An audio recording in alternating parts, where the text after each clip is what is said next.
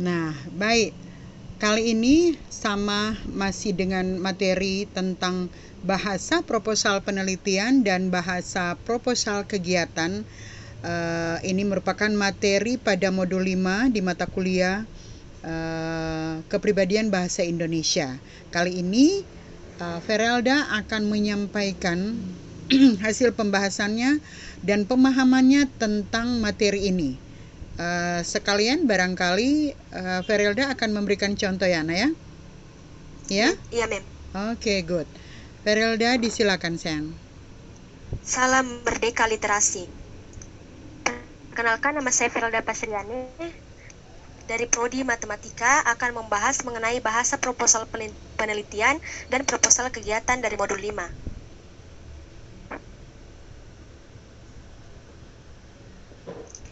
Definisi proposal. Proposal pada dasarnya merupakan sebuah usulan, rencana, atau tawaran, akan tetapi kini kata proposal lebih sering digunakan daripada ketiga kata yang lain itu.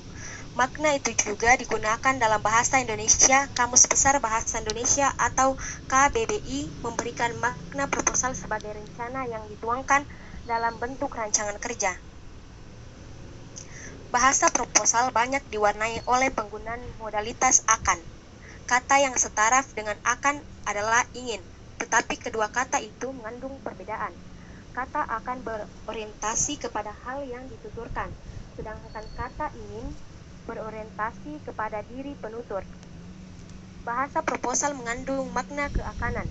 Bahasa yang demikian menggambarkan bahwa penelitian atau kegiatan yang dimaksud belum dilaksanakan, tetapi direncanakan untuk dilaksanakan. Dengan demikian, proposal dibuat dengan formulasi bahasa khusus yang antara lain ditandai oleh makna keakanan tersebut. Teks proposal penelitian. Proposal penelitian adalah dokumen dalam mengusulkan proyek penelitian, umumnya dalam bidang sains atau akademisi, dan biasanya merupakan permintaan untuk mensponsori penelitian tersebut. Secara umum, proposal penelitian memuat unsur-unsur yang terdiri atas latar belakang dilakukannya penelitian, rumusan masalah dan tujuan penelitian, manfaat atau pentingnya penelitian, tinjauan teoritis yang menguraikan acuan teori utama dan elaborasinya, serta keterkaitannya dengan berbagai hasil penelitian terdahulu. Kelima, kerangka pikir atau bingkai acuan dalam melakukan penelitian terhadap masalah itu. Keenam, asumsi atau hipotesis yang akan dituju. Ketujuh, sumber data atau subjek penelitian. Kedelapan, instrumen pengumpulan data yang akan digunakan. Kesembilan, metode atau prosedur penelitian. Kesepuluh, teknik analisis data yang akan dilakukan. Dan kesebelas, daftar pustaka. Struktur teks yang pertama, pendahuluan. Tahapan pendahuluan pada proposal penelitian mengandung unsur 1. Latar belakang penelitian, 2. Rumusan masalah penelitian, 3. Tujuan penelitian, 4. Ruang lingkup penelitian, dan 5. Hipotesis. Kedua, landasan teori dan tinjauan pustaka. Sesuai dengan namanya, ada dua unsur yang disampaikan pada landasan teori dan tinjauan pustaka, yaitu landasan teori dan tinjauan pustaka. Landasan teori berfungsi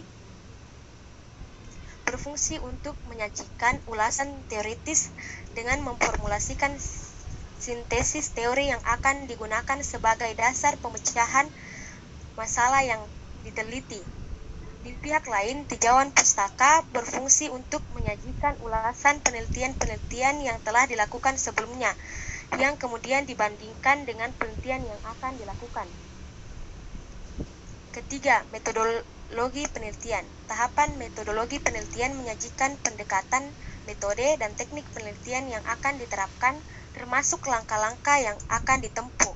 Genre mikro yang digunakan pada tahapan metodologi penelitian adalah deskripsi, laporan, dan prosedur. Keempat, daftar pustaka. Tahapan metodologi penelitian menyajikan pendekatan, metode, dan di sini tidak terdapat daftar pustaka. Berikut ini yang dapat kita lihat adalah tabel struktur teks dan hubungan genre pada teks proposal penelitian. Materi selanjutnya adalah proposal kegiatan. Teks proposal kegiatan adalah proposal kegiatan merupakan sebuah rencana yang dituangkan ke dalam bentuk rancangan kerja.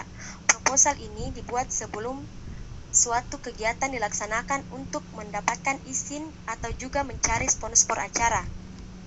Proposal kegiatan yang dimaksud di sini yaitu proposal yang dirancang bukan untuk penelitian, melainkan untuk kegiatan-kegiatan yang berkaitan dengan tugas-tugas akademik yang dikerjakan oleh mahasiswa. Kegiatan-kegiatan itu meliputi seminar, kongres, lokakarya, pelatihan, pengabdian, magang, dan sebagainya. Struktur teks pada teks proposal kegiatan. Yang pertama, pendahuluan. Tahapan pendahuluan berisi uraian tentang latar belakang kegiatan yang akan dilaksanakan, pentingnya kegiatan itu dilaksanakan, tujuan, manfaat, dan strategi yang akan digunakan untuk melaksanakan kegiatan tersebut. Genre mikro yang digunakan adalah eksposisi dan deskripsi. Eksposisi digunakan untuk mengajukan argumentasi bahwa kegiatan yang direncanakan pada proposal itu penting untuk dilaksanakan. Adapun deskripsi digunakan untuk menggambarkan secara ringkas wujud kegiatan yang diusulkan, tujuan, manfaat, dan strategi pelaksanaannya. Kedua, tata laksana kegiatan. Tahapan tata laksana kegiatan adalah tahapan yang menyajikan strategi yang akan dilakukan dalam melaksanakan kegiatan, termasuk langkah-langkah yang akan ditempuh. Pada tahap ini mencangkup pelaksanaan, tujuan, waktu dan tempat, serta strategi pelaksanaan. Yang ketiga adalah penutup. Tahap penutup digunakan untuk menyampaikan harapan agar setelah diusulkan proposal kegiatan itu diterima dan menghasilkan sesuatu seperti yang direncanakan. Genre mikro yang digunakan adalah deskripsi. Salah satu buku yang Tabel struktur proposal kegiatan dan hubungan genre pada teks proposal kegiatan dapat kita lihat di sini. Contoh proposal kegiatan. Saya mengambil judul Memahami Aljabar dengan cara menyenangkan bagi para siswa SMA Negeri 3. Dan kali ini kalian akan mempresentasikan hasil Latar belakang. Dalam kehidupan sehari-hari, kita sering menjumpai berbagai masalah atau permasalahan yang berkaitan dengan aljabar. Berbagai bidang kehidupan telah mengangkat permasalahan-permasalahan aljabar ke dalam bidang mereka sendiri. Banyak siswa yang belum mengetahui bahkan mendalami tentang materi aljabar. Mereka menganggap aljabar sebagai pelajaran yang menakutkan dan menyusahkan. Bahkan tak sedikit pula yang benar-benar membenci pelajaran ini.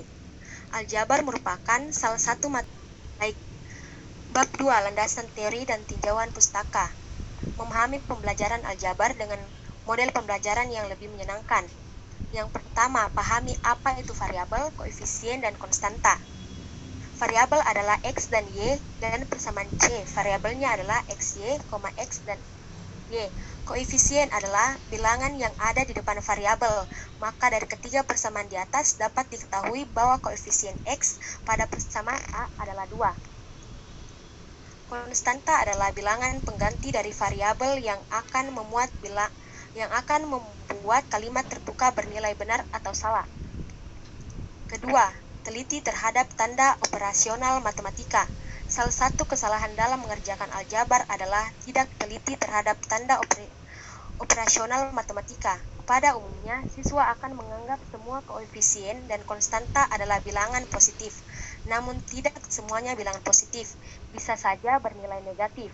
Kalian harus teliti saat melihat kalimat matematika atau persamaannya. Yang ketiga, memahami konsep pindah ruas.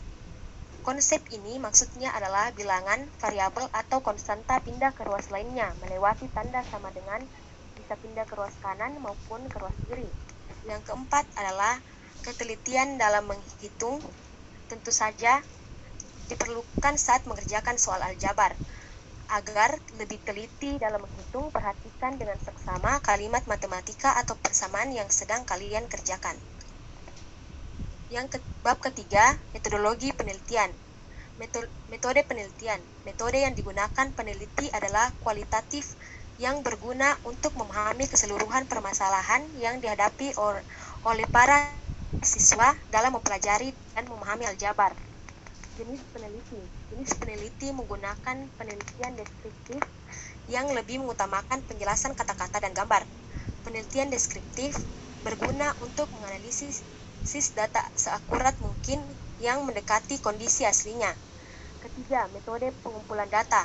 Terdapat dua sumber data yang digunakan, yaitu data primer dan data sekunder. Data primer merupakan data yang diperoleh langsung di lapangan, sedangkan data sekunder merupakan data yang diperoleh dari sumber lain. Lokasi pengumpulan data adalah SMA Negeri 3 Kota Parepare, kelas 10 semester genap 2013 sampai 2014. Objek penelitian. Objek penelitian merupakan masalah yang dihadapi para siswa-siswi dalam mempelajari dan memahami materi aljabar. Metode analisis data. Data yang diperoleh berupa catatan lapangan, foto, video, transkrip, wawancara, dokumen yang dikeluarkan badan yang bertanggung jawab, serta jurnal. Terdapat 3 tahap yang dilewati untuk analisis data, yaitu reduksi data, model data, dan verifikasi kesimpulan. Berikut adalah daftar pustaka, dan sekian dan terima kasih. Oke, terima kasih Ferelda ya. Baik. Jadi kalau sekali lagi Mem sampaikan, kalau misalnya mau presentasi, Anda tidak usah khawatir, cuma memang harus fokus. Multifokus itu harus ada. Jadi ada yang ketika mau memanggilmu, macam Mem tadi memanggilmu, ya memang itu untuk mengingatkan sesuatu. Oke?